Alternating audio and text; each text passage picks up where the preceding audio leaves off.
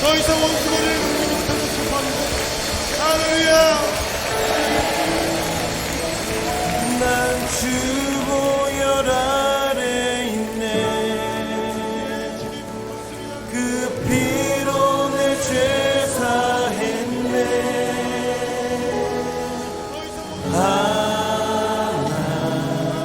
하나님의 그 날 거룩해 하시옵네.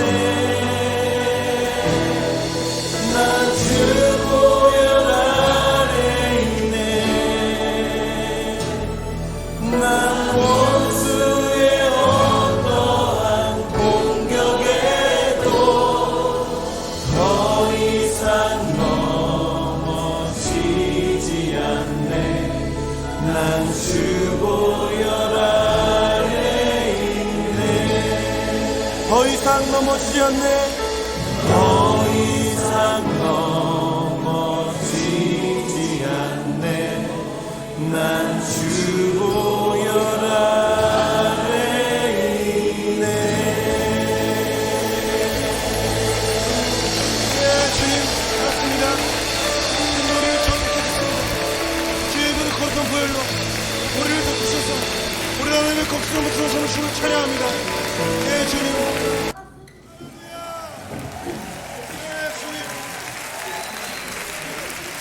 우리가 주님을 기뻐할 수 있는 것은 주님께서 우리를 모든 죄에서 사하셨기 때문이라고 저는 믿습니다. 우리를 모든 눌린 것을 자유케 하신 주님을 찬양합니다. 할렐루야. 우리 가사의 의미를 우리의 삶의 믿음의 고백으로 그렇게 원수를 향해서 우리가 믿음으로 그렇게 선포하면서 이 고백을 드렸으면 좋겠습니다. 6월절 어린 양의 피로 6월절 어린 양의 피로 나의 삶의 문이 열렸네. 저 어둠의 권세는 힘이 없네. 주 보혈의 능력으로 원수가 날 정죄할 때에도 난 의롭게 설 수 있네. 난 더 이상 정죄함 없네. 난 주 보혈 아래 있네. 난 주 보혈 아래 있네. 그 피로 내 죄 사했네.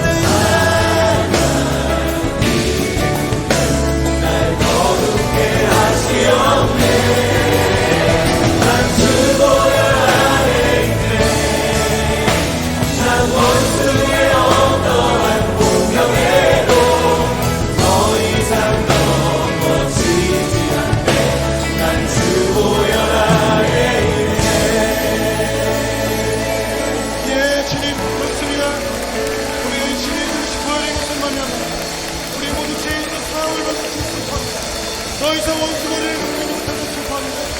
할렐루야. 난 주보혈 아래 있네. 그 피로 내 죄 사했네.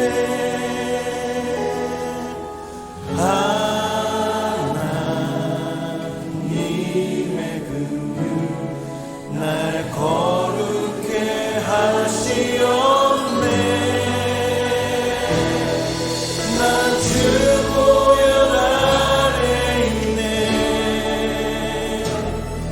난 원수의 어떠한 공격에도 더 이상 넘어지지 않네. 난 주보혈 아래 있네. 더 이상 넘어지지 않네.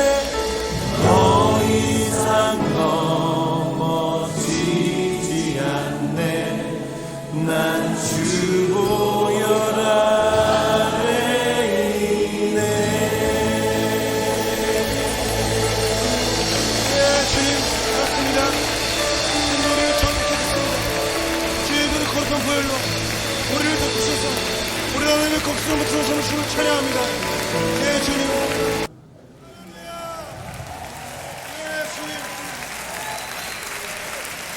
우리가 주님을 기뻐할 수 있는 것은 주님께서 우리를 모든 죄에서 사하셨기 때문이라고 저는 믿습니다. 우리를 모든 눌린 것을 자유케 하신 주님을 찬양합니다. 할렐루야. 우리 가사의 의미를 우리의 삶의 믿음의 고백으로 그렇게 원수를 향해서 우리가 믿음으로 그렇게 선포하면서 이 고백을 드렸으면 좋겠습니다. 6월절 어린 양의 피로 6월절 어린 양의 피로 나의 삶의 문이 열렸네. 저 어둠의 권세는 힘이 없네. 주보혈의 능력으로 원수가 날 정죄할 때에도 난 의롭게 설 수 있네. 난 더 이상 정죄함 없네. 난 주보혈 아래 있네. 난 주보혈 아래 있네. 그 피로 내 죄 사했네. 하나님의 긍휼 날 거룩게 하시었네. 난 주보혈 아래 있네. 난 원수의 어떠한 공격에도 더 이상 넘어지지 않네. 난 주보혈 아래 있네. 6월절 어린 양의 피로 나의 삶의 문이 열렸네. 저 어둠의 권세는 힘이 없네. 주보혈의 능력으로 원수가 날 정죄할 때에도 난 의롭게 설 수 있네. 난 더 이상 정죄함 없네. 난 주보혈 아래 있네. 난 주보혈 아래 있네. 그 피로 내 죄 사했네. 하나님의 긍휼 날 거룩게 하시었네. 난 주보혈 아래 있네. 난 원수의 어떠한 공격에도 더 이상 넘어지지 않네. 난 주보혈 우리 앞에 누굴 향해서 주보혈 아래 있네. 난 주보혈 아래 있네. 그 피로 그 피로 내 죄 사했네. 하나님의 널 거룩게 하시었네. 넌 주보혈 아래 있네. 넌 원수의 어떠한 공격에도 더 이상 넘어지지 않네. 넌 주보혈 아래 있네.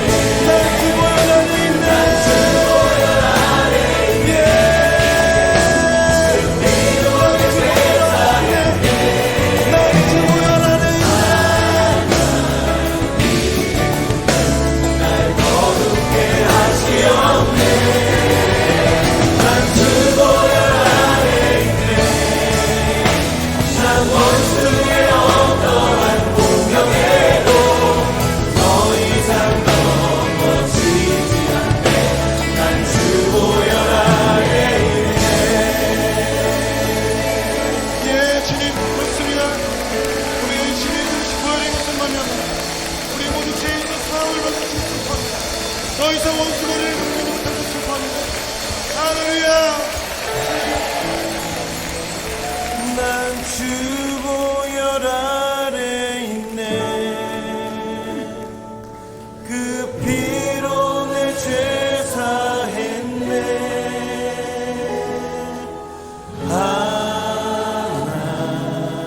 하나님의 그 날 거룩해 하시옵네. 난 주 보혈 아래 있네. 난 원수의 어떠한 공격에도 더 이상 넘어.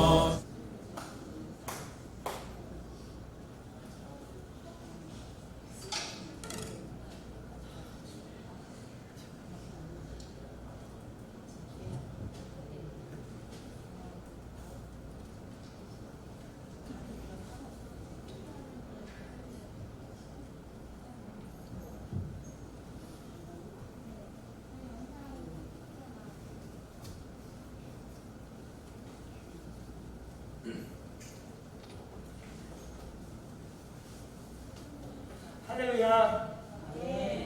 오래간만에 이렇게 본당에 모여서 찬양하고 말씀을 듣습니다. 우리가 기쁘시죠? 네, 우리 마음껏 찬양하고 하나님께 영광의 시간 돌렸으면 좋겠습니다. 제가 기도하고 찬양하도록 하겠습니다.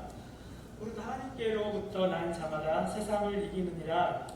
세상을 이기는 승리는 이것이니 우리의 믿음이니라. 아멘. 하나님 아버지, 우리의 연약함들 이 시간 내놓습니다.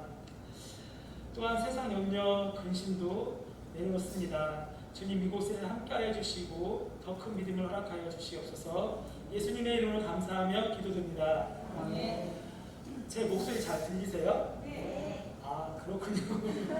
저희가 마스크를 해서 이게 어떤 느낌인지 잘 몰라서 한번 여쭤봤습니다. 우리 앞뒤자 인사했으면 좋겠습니다. 사랑하고 축복합니다. 사랑하고 축복합니다. 더 크게 인사했으면 좋겠습니다. 사랑하고 축복합니다. 그렇습니다. 우리 힘차게 찬양하며 나가겠습니다. 주 믿는 사람 일어나 찬양하도록 하겠습니다.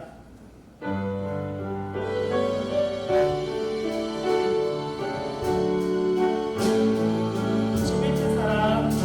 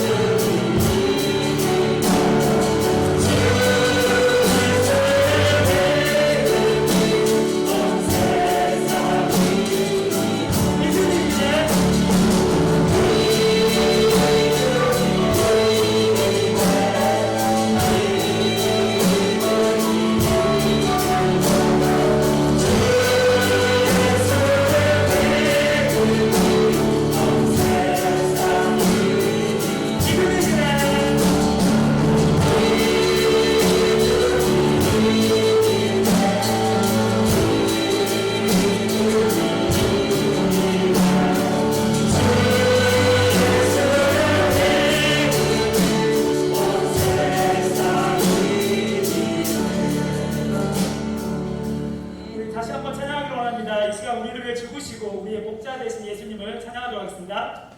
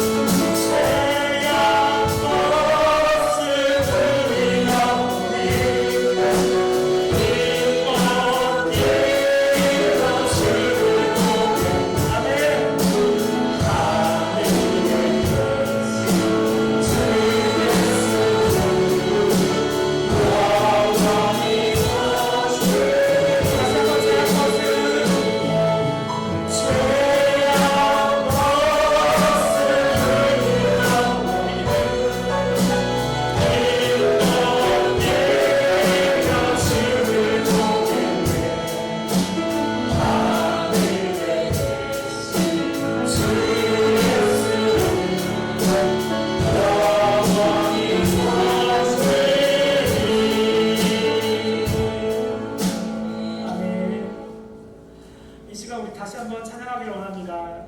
완전하신 주님, 온전하신 주님을 우리 찬양하도록 하겠습니다.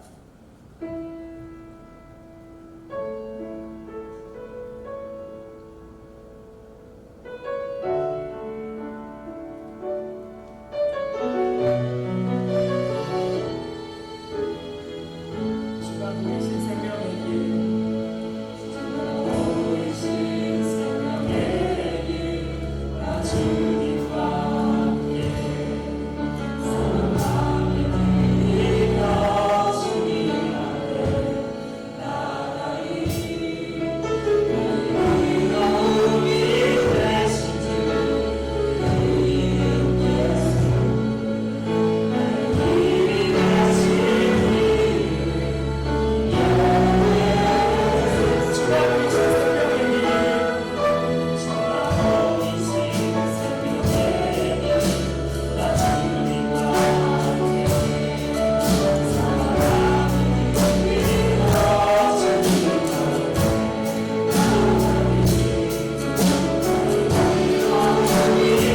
예수 힘이 되신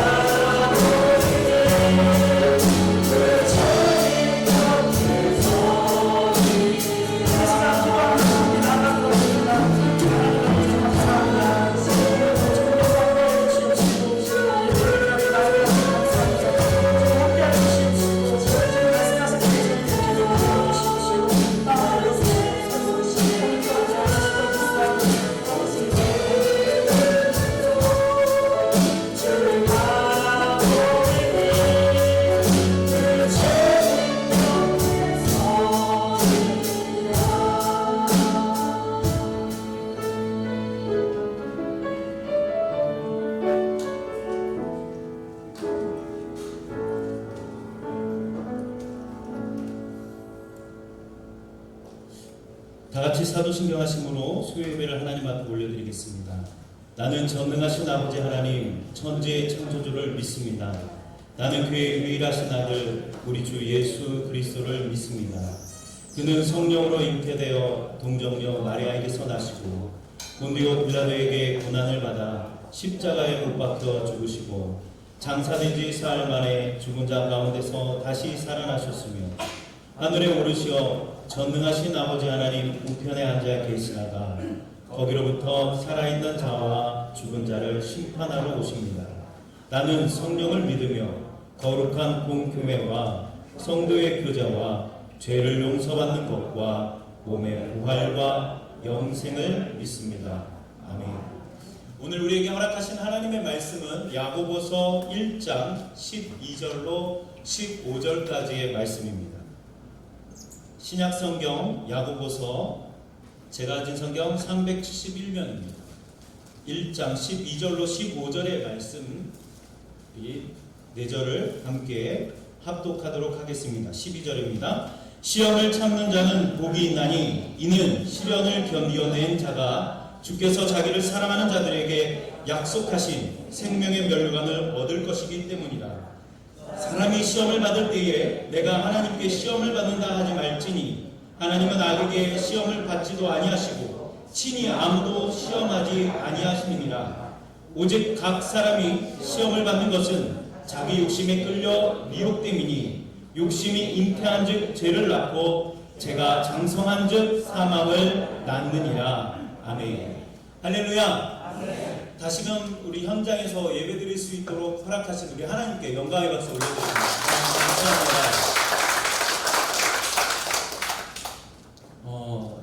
여러분 이 예배의 소중함을 정말 아주 이렇게 계속해서 느끼는 시간들인 것 같습니다. 예배의 의미가 달라지고 예배를 대하는 우리의 자세가 더 깊어만 가는 것 같습니다.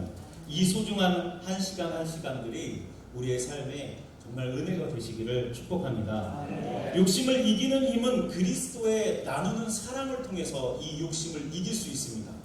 그런 우리 의미로 이렇게 한번 인사해 보겠습니다. 사랑으로, 그리스도의 사랑으로 욕심을 이겨냅시다.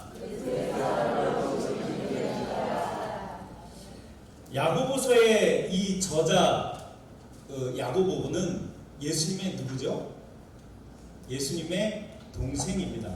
성경에서 좀 특별하게 와 닿는 성경 중에 몇 가지가 있는데 그 중에 저에게 굉장히 특별한 성경이 야고보서와 유다서입니다. 왜냐하면 이 야고보서를 썼던 이 야고보는 1장 1절에 자신을 이렇게 소개합니다. 하나님과 주 예수 그리스도의 종 야고보는 흩어져 있는 12지파에게 문안하노라. 사실 누군가의 권력의 최정점에 있는 사람의 친척이고 또 한 식구라면 난 예수의 동생 야고보 이렇게 표현하는 것이 더 힘이 있게 느껴질 겁니다. 그런데 지금 야고보가 뭐라고 표현합니까? 예수 그리스도의 종이라고 말합니다. 누구를요? 자신을요. 예수님이 누구였습니까? 한 배에서 태어난 형입니다. 여러분 아무리 위대한 사람이라도 같이 자라고 같이 먹고 이런 자라는 성장 과정을 다 안다면 사실 신비스러운 존재가 아니라 그냥 평범한 사람입니다. 우리가 굉장히 좋아하고 멋있어하고 이뻐하는 이 스타들 가족들도 보면 그들에게 그 스타의 의미는 그냥 형제 이상 또 자매 이상의 큰 의미는 없습니다. 그런데도 불구하고 이 유다와 야고보는 자신을 하나님의 주 예수 그리스도의 종 야고보라고 소개를 합니다. 이 종이라는 것은 단순하게 그냥 제가 섬기는 자입니다 라는 게 아니라 둘로스 완전히 노예 정말로 섬기는 자라고 표현을 하고 있는 것입니다. 정말 예수님이 하나님의 아들이 아니었다면 이러한 고백이 형제들 사이에서 나오기가 어려울 것입니다. 형제로 크면 모든 사람들이 그 사람의 단점과 장점을 보기 때문에 더욱더 이러한 고백은 어려운 고백입니다. 그래서 그런지 이 야고보서와 유다서를 읽어보면 좀 특별하게 더 와닿는 부분들이 많이 있는 것 같습니다. 이 야고보서의 기록 목적은 로마에 흩어져 있는 유대 그리스도인들에게 쓴 내용입니다. 신앙의 인내를 당부하면서 성숙한 신앙생활을 하도록 교훈하고 있습니다. 특히 우리가 야고보서 하면 딱 떠오르는 단어가 있죠? 뭐죠? 알지만 지금 마스크가 있어가지고 말을 못하는 줄로 믿습니다. 예, 야고보서 하면 우리가 뭐가 나오죠? 행위라는 게 딱 나옵니다. 그렇죠? 믿음은 뭐가 뒤따라야 된다고 야고보서가 말하죠? 행위가 있어야 된다라고 말합니다. 그런데 이것은 믿음에 뒷받침된 행위를 얘기하는 겁니다. 한쪽만을 얘기하는 것이 아니라 믿음과 행위는 동전의 그 앞뒤면과 같은 하나이다라는 것을 얘기하고 있는 것이죠. 그래서 이 흩어져 있는 신앙생활을 하는 이 그리스도인들에게 믿음을 강조한 나머지 실천적인 생활을 하지 않는 것에 대해서 믿음과 삶이 실천이 함께 뗄래야 뗄 수 없는 존재임을 강조하고 설명하고 있는 성경입니다. 15절에 우리가 읽어보았던 15절을 다시 한 번만 읽어보겠습니다. 함께 읽어보겠습니다. 시작. 욕심이 잉태한 즉 죄를 낳고 죄가 장성한 즉 사망을 낳느니라. 아멘. 욕심을 잉태한 즉 죄를 낳고 죄가 장성한 즉 사망을 낳느니라. 여러분, 우리는 지금 전혀 다른 시대를 살아가고 있습니다. 지금 이런 시대를 경험하신 적이 한 번도 없을 것이고, 또 우리 어르신들이 살아왔던 세대를 우리는 경험하지 못했습니다. 그러니 지금 다 새로운 시대인 것은 마찬가지인 것 같습니다. 우리는 굉장히 지금 모호한 시대를 살아가고 있습니다. 전문가들은 이렇게 말합니다. 이전으로 돌아갈 수 있습니다 라고 말하기가 어려운 상황이다 라고 말합니다. 좋아질 겁니다 라고 이제 말하지 않아요. 우리의 예배가 예전으로 완전히 회복될 겁니다 라고 말하지 않고 있어요. 상당히 조심스럽게 회복은 될 수 있을 거라고는 얘기하지만 완벽하게 제어될 거라고 말하지 않습니다. 왜 그러냐면 이 코로나가 해결이 된다고 해도 우리가 지금 맞닥뜨렸던 것은 코로나19에 대한 위험성이 아니라 집단 감염이 계속해서 생길 줄 모른다는 이런 어려움에 직면해 있기 때문입니다. 이것은 산업혁명이나 아니면 코페르니쿠스가 발견했던 이 지동설과 같은 이게 문화혁명이고 인류사의 이 지금 변화의 대변화의 꼭지점과 같은 터닝포인트입니다. 전혀 다른 삶의 방식으로 우리가 전환되어져 가고 있습니다. 이전에 우리가 생활했던 사고방식과 지금의 사고방식 완전히 달라졌습니다. 그래서 지금 이 시대는 우리에게 변화를 요구하고 있습니다. 그래서 굉장히 불편하고 어렵습니다. 여러분, 변화라는 것이 쉬운 것이 아니라 어려움과 그리고 도전과 그리고 우리의 희생을 요구하기 때문에 그렇습니다. 그래서 모두가 어려워하고 난해하고 누구 하나 나서기가 어려운 상황인 것은 분명합니다. 사실 코로나19에 대해 지금까지 가장 근접한 이야기가 여러분도 알고 있는 이야기죠. 누구에게 옮겨졌다고 알고 있습니까? 박쥐, 얘가 우리한테 이 병을 옮겼다고 우리는 알고 있습니다. 가장 근접한 가설입니다. 이 감염 경로를 보면 여러분, 이게 어디서부터 온 창극이라고 우리는 말할 수 있을까요? 박쥐가 우리에게 그냥 퍼뜨린 전염병일까요? 사실 박쥐는 우리에게 아무런 해를 가하지 않았습니다. 인간의 욕심 가운데 무엇이 발동해서 이런 병이 생기게 되었죠? 식욕. 더 맛있고 아무도 먹어보지 못했던 음식 재료를 구하기 위한 인간의 탐욕과 욕심이 이 코로나19라는 병을 가져오게 된 것입니다. 그런데 여러분, 박쥐나 청산갑을 먹지 않으면 이러한 일들은 없었을까요?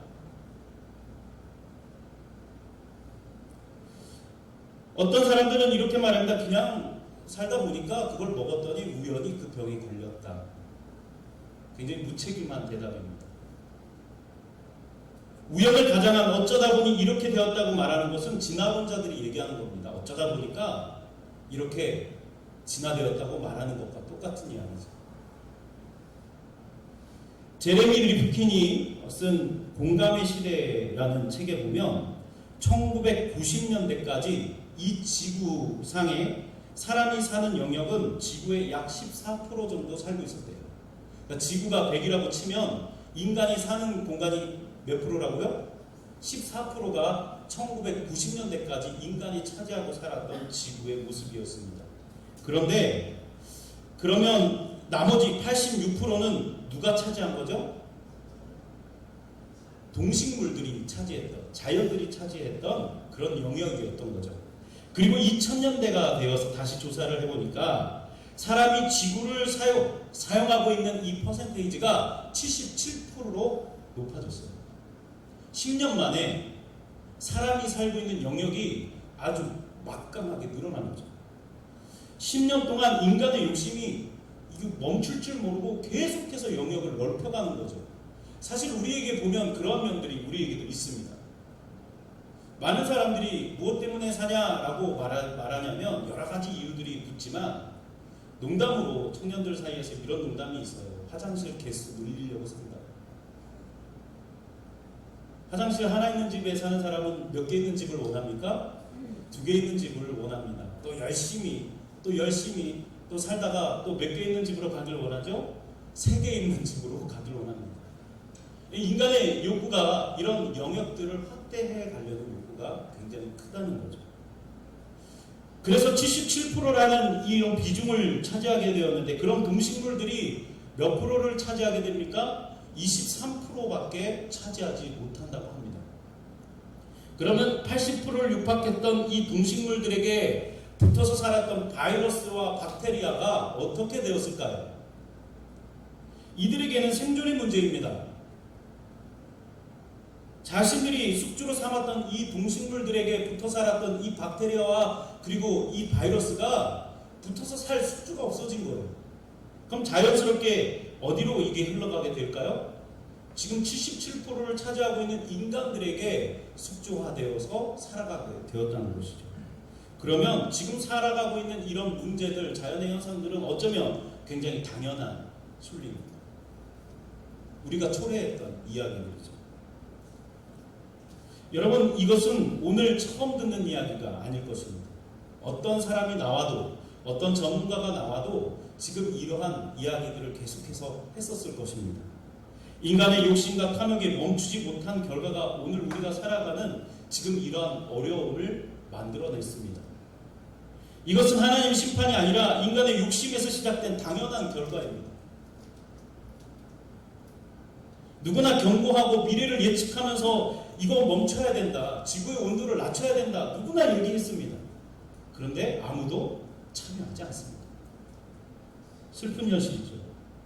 이것이 제약된 인간의 참된 모습입니다. 한국교회와 미래 세대를 위한 이 부르짖는 일들이 1990년 이 밀레니엄 되기 전부터 사실 많이 외쳐지고 있었습니다. 2000년이 넘어오면서부터 이 부르짖음이 수없이 외쳐졌던 이 부르짖음이 아무도 듣지 않았는데 결과적으로 숫자로 교회들에게 나타났습니다. 그의 갱신과 그리고 미래 세대를 준비하지 않으면 이 교회들은 암울한 미래가 올 것입니다 라고 외쳤는데 아무도 듣지 않았어요. 결과적으로 지금 우리가 맞이하게 되어 있습니다. 요한복음 8장 44절의 말씀을 우리 한번 읽어보겠습니다. 함께 읽어보겠습니다. 너희는 너희 아비 마귀에게서 났으니 너희 아비의 욕심대로 너희도 행하고자 하느니라. 그는 처음부터 살인한 자요 진리가 그 속에 없었으므로 진리에 서지 못하고 거짓말할 때가 제 것으로 말하나니 이는 그가 거짓말쟁이요 거짓의 아비가 되었습니다. 사람들 스스로 속는 것이 뭐냐면 우리 인간들은 스스로 좋은 결과를 도출할 수 있다라고 믿는 성향이 있어요.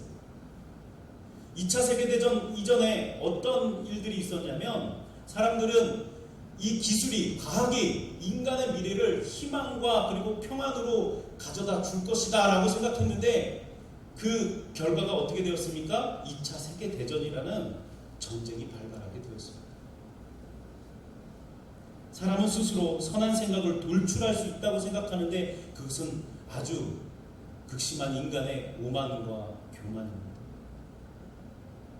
우리의 현실은 어떻습니까? 사람은 악한 것을 만들어냅니다. 타락한 우리의 자아들은 우리가 생각하는 것마다 악하고 그리고 좋지 않은 결과를 초래하는 방향으로 가고 있습니다. 창세기 6장에서도 사람이 생각하는 것마다 악할 뿐이라고 성경은 이야기했습니다. 이 코로나라는 이 어원을 한번 찾아봤어요. 코로나 이 뜻이 무엇일까라고 한번 보니까 이 코로나라는 여러분 모양 하도 많이 봐서 다 아시잖아요. 이게 왕관처럼 생겼다 그래서 코로나예요. 근데 얼마나 이게 와닿았는지 여러분, 우리가 지금 방금 전 제가 얘기했던 이야기들을 한번 토대로 생각을 해본다면, 지구의 주인이 우리의 사람, 인간이라고 생각했던 우리가 스스로 왕관을 쓰고 지금 내 거야, 내 마음대로 쓸 거야 했던 그 결과로 인해서 어떻게 되었습니까? 욕심이 잉태한 즉 사망을 낳게 되어버렸습니다. 어쩌면 하나님이 이렇게 우리에게 말씀으로 먼저 이야기해 주셨는지 모르겠습니다. 지구의 주인이 내 것이라고 생각한 인간이 쓴 왕관이 바로 코로나입니다. 이 욕심이 가져다준 결과는 공동체를 파괴와 불안으로 오는 냉전의 시대로 만들어버렸습니다. 공포와 사망이 통치하는 암울함, 그리고 우리 스스로를 망가뜨리는 시간들로 만들어가고 있습니다. 그러면 우리는 이제 어떻게 해야 될까요? 12절 말씀을 함께 읽어보겠습니다. 12절 말씀입니다. 시작. 시험을 참는 자는 복이 있나니 이는 시련을 견디어낸 자가 주께서 자기를 사랑하는 자들에게 약속하신 생명의 면류관을 얻을 것이기 때문이라. 아멘. 12절 말씀에 뭐라고 말씀하십니까? 시험을 참는 자가 어떻다고요? 복이 있다라고 말하고 있습니다. 그러면 우리는 어떻게 해야 됩니까? 이 시험을 이겨내야 됩니다. 믿으시면 아멘. 이겨내실 줄로 믿습니다. 시험을 이겨내야 됩니다. 시험 시간을 견뎌내야 됩니다. 일부 사람들은 지금 하나님의 심판과 시험의 시간이라고 말합니다. 어떤 면에서는 맞는 말인 것 같습니다. 많은 사람들이 지금의 시대에 대해서 하나님은 이 시대에 지금 무엇하고 계실까라고 되묻고 있습니다. 하나님 치료제 안 만들어주세요? 이렇게 교회를 탄압하는 시간에 예배에 나왔다가 코로나 걸린 사람이 차라리 확 치료되었다라고 차라리 막 소문이 나면 교회 탄압하지 않을 텐데, 이렇게 드라마틱한 하나님은 왜 답이 없으십니까? 라고 답답해하는 분들이 많을 것입니다. 그래서 저는 시간이 날 때마다 요즘 들어서 서점에 들려서 이 코로나 관련에 대해서 사람들은 어떻게 보고 있는지, 기독교 학자들은 어떻게 보고 있는지 그게 너무 궁금해서 사이트도 찾아보고 기독교 서점 계속 들리기도 합니다. 3주 전에 이 설교를 준비할 때쯤 책이 3권이 나왔습니다. 외국 서적 2개가 나왔고요. 한국의 소강성 목사님이라는 목사님이 코로나에 대한 이야기 1권이 나왔어요. 그리고 이번 주 되니까요 2권이 더 나왔어요. 존 파이퍼 목사님도 나왔고 또 다른 유명한 목사님들이 이제 이것에 대해서 이야기하기 시작하고 있습니다. 그리고 저는 그 중에서 코로나 바이러스 세상 하나님은 어디 계실까라는 존 레녹스 교수님의 책을 사서 읽게 되었습니다. 이 존 레녹스 목사님은 옥스퍼드 대학교 수학과 교수님입니다. 기독교 교수님이 아니라 수학과 교수님이세요. 그런데 이분은 어떤 분으로 유명하냐면 기독교의 유명한 변증론자로 유명한 분입니다. 그의 스승이 누구냐면 C.S. 루이스입니다. 그는 무신론자인 리차드 도킨스와 변증 대결을 펼쳐서 한 방에 쓰러뜨렸던 사람으로 아주 유명한 사람입니다. 그는 이렇게 말합니다. 지금의 사태를 우리가 그냥 두려움으로만 받아들일 것이 아니라 조금 다각면에서 우리는 쳐다봐야 된다. 어떻게? 지적인 면으로. 그럼 우리가 말씀으로 이것을 봐야 되고, 또 그냥 보는 것이 아니라 감정적인 면으로도 봐야 된다. 또한 그냥 알아볼 것이 아니라 영적인 측면에서도 이것을 살펴볼 수 있어야 된다라고 말합니다. 오늘의 일들을 종합해보면 하나님의 심판이 아니라 인간 스스로가 가져온 결과입니다. 13절과 14절의 말씀을 한번 읽어보겠습니다. 13절과 14절입니다. 시작. 사람이 시험을 받을 때에 내가 하나님께 시험을 받는다 하지 말지니 하나님은 악에게 시험을 받지도 아니하시고 친히 아무도 시험하지 아니하시느니라. 오직 각 사람이 시험을 받는 것은 자기 욕심에 끌려 미혹 때문이니. 여러분, 우리가 방금 전 12절을 읽어보았습니다. 12절에는 뭐라고 얘기하고 있죠? 시험을 견디어라 라고 말하고 있어요. 근데 13절과 14절에서는 이 시험이 어디서부터 온 거라고 얘기하고 있죠? 인간의 욕심에서부터 온 것이다 라고 말하고 있어요. 하나님이 주는 게 아니다 라고 말하고 있어요.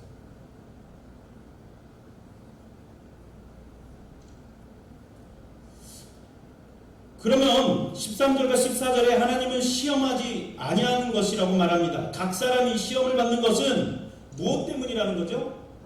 자기 욕심에 끌린 미혹으로 인해서 걸려든 것이다 라고 말하고 있어요. 그렇다면 12절에 시험이 참는 자는 복이 있다라는 말을 우린 다른 면으로 해석해야 됩니다. 이 시험은 13절과 14절을 보면 하나님이 주신 것이 아니라 우리 안에 있는 욕심과 탐심의 기울이었던 우리가 미혹된 결과라는 거죠. 이 욕심과 탐심에서 범민의 싸움을 그러면 이겨낸 자들이 복이 있다는 것이죠. 12절의 말씀이 다시 우리가 본다면 이 욕심과 탐심, 이 범민이 가져다준 이 싸움에서 이겨낸 자들, 그 시험을 이겨낸 자들이 복이 있다라는 것입니다. 오늘 본문에서 시험의 더 정확한 해석은 시험이 아니라 유혹입니다. 뭐의 유혹이죠? 욕심의 유혹, 탐심의 유혹을 얘기하는 것입니다. 그 의미상 적용이 맞을 것입니다. 그러면 12절에 시험을 견뎌낸다는 것은 이 시험을 참아낸다라는 이런 능동적 해석이 아니라 그런 해석이 아니라 참는다라는 헬라어는 히포메니 동사입니다. 그러니까 막 어쩔 수 없이 우리가 그냥 어쩔 수 없잖아 참아야지 이런 표현이 아니라 적극적인 행동을 얘기하고 있어요. 야고보서가 처음에 딱 열면 뭐라고 제가 설명드렸죠? 믿음의 행동을 얘기하고 있다고 말씀했죠? 그러면 그런 야고보서의 특성상 이것은 그냥 우리가 무서우니까 피해야지 이런 견딤이 아니에요. 어떤 견딤일까요? 적극적인 견딤이에요. 그건 적극적으로 견딘다는 건 어떤 표현일까요? 저항을 하는 거예요.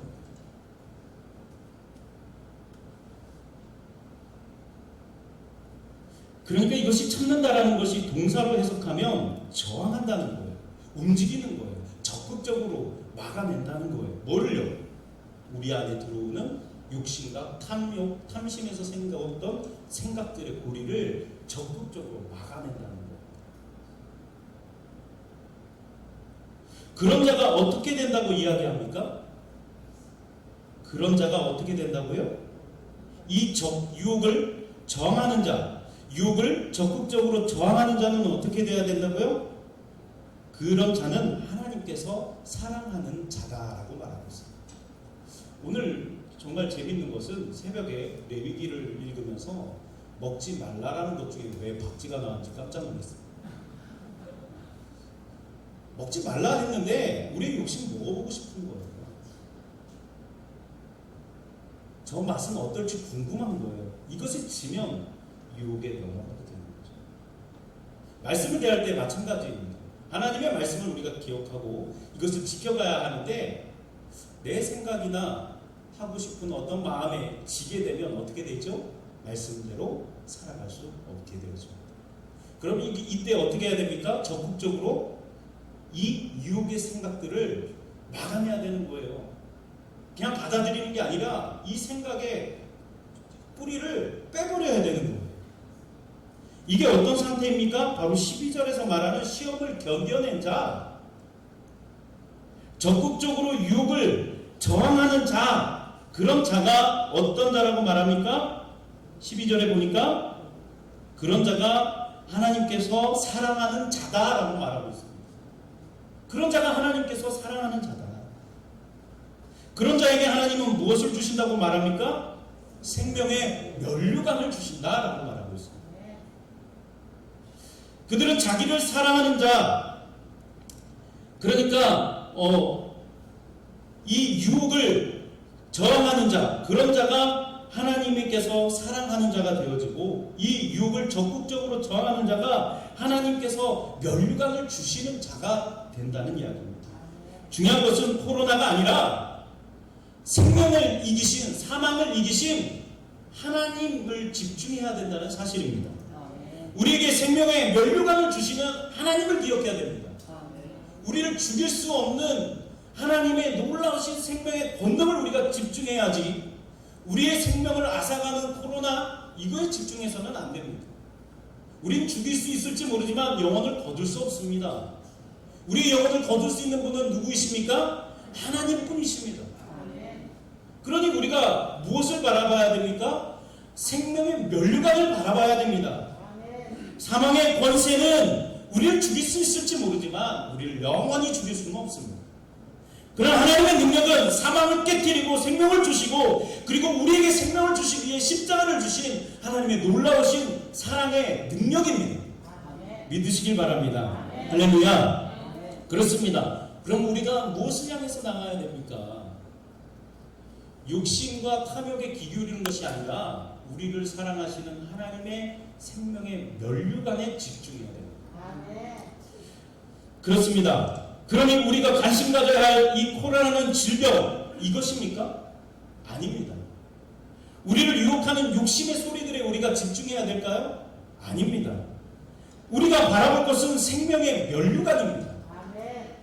기독교가 가장 핍박받던 시기는 어떤 시대였나 봤더니 초대교회로부터 기독교를 공인받았던 시간까지 가장 심한 핍박을 받았다고 합니다. 그리스도의 삶이란 이 당시 그리스도의 삶이란 참으로 척박했어요. 여러분 믿는 것만으로도 살가죽이 벗겨져서 초로 대신해서 썼다고 합니다. 이 바울이라는 이 영화가 있어요. 거기에 보면 초대 기독교인들을 잡아서 죽이다 이제 하지 못해서 죽인 다음에 살가죽을 뜯어내서 초로 씁니다. 초로.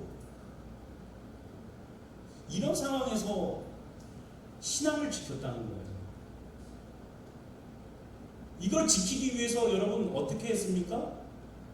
생각을 하고 더 지켜내기 위해서 굴을 파고 그리고 무덤을 파서 이 무덤 속에서 예배를 드렸습니다. 그것을 우린 뭐라고 부르죠? 카타콤이라고 부릅니다.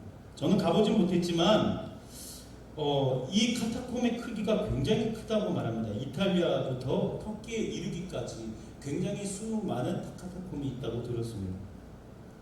왜 그들은 무덤 속에 숨어 들어갔습니까?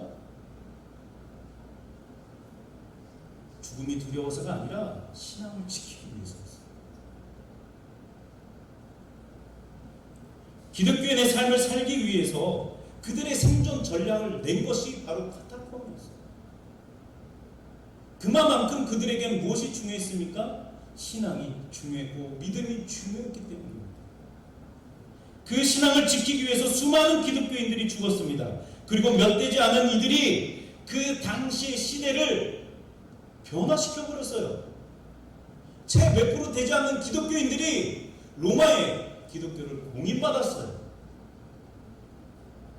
이 공인받은 기독교가 천년이라는 놀라운 찬란한 문명을 꽃피우기 시작합니다. 그런데 역사를 보니 기독교가 가장 타락한 시절이 바로 이 시간이었대요. 천년이라는 이 시간이에요. 기독교가 가장 타락했던 시간이다라고 말합니다. 그리고 다시금 종교개혁과 그리고 나라를 깨우는 대복음 운동들이 일어났고 우리나라에게도 이 복음이 전해지게 되었습니다. 현재 대한민국은 100년의 놀라운 부흥기를 맞이했었습니다. 세계 어느 나라를 쳐다봐도 여러분 우리나라에서 선교학을 하면 세계에서 알아줍니다. 선교를 받던 나라가 선교를 하는 나라가 된 사례는 처음이기 때문에 그렇습니다. 세계에서 유례를 찾아볼 수 없는 성장과 부흥이 있었습니다. 세계에서 가장 큰 대형교회가 손에 꼽히는 교회들이 다 대한민국에 있습니다. 성도수도 놀랍게 변화되었습니다. 최고가 육박했을 때 약 기독교인과 30%까지 육박한다고 말했었습니다.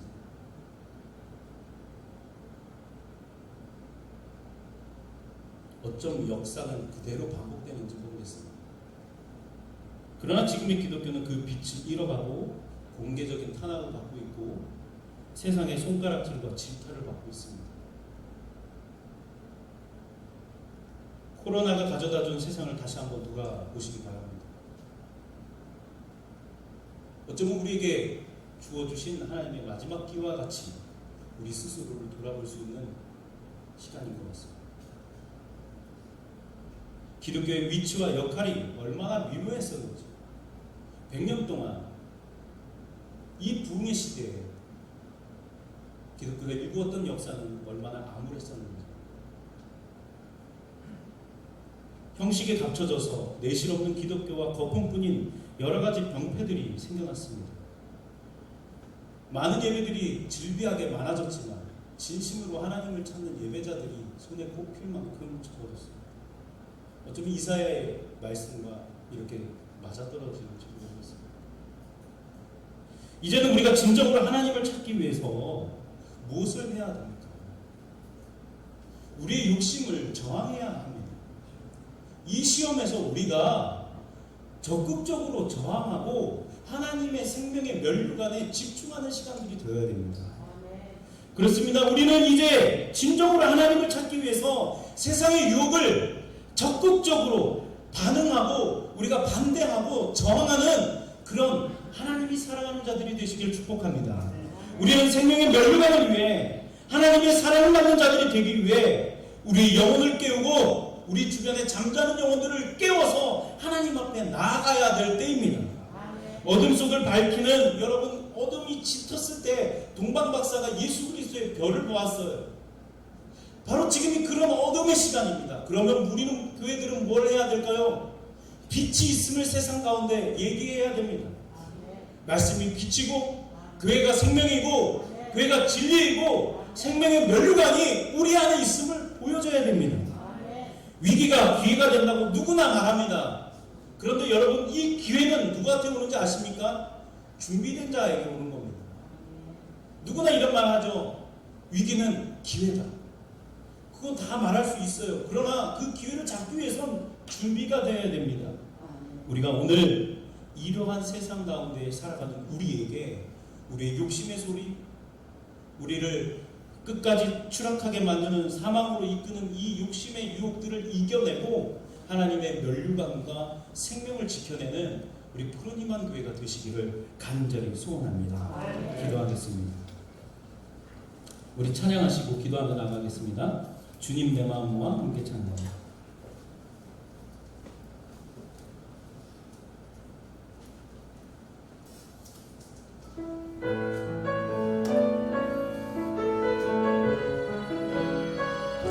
전심으로 찬양하기 바랍니다.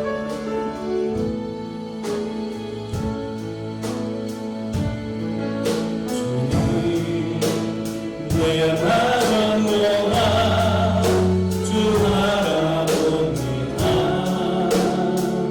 눈 떠주 거기에 나서서 주님 내가 주께 나오니 말씀하시고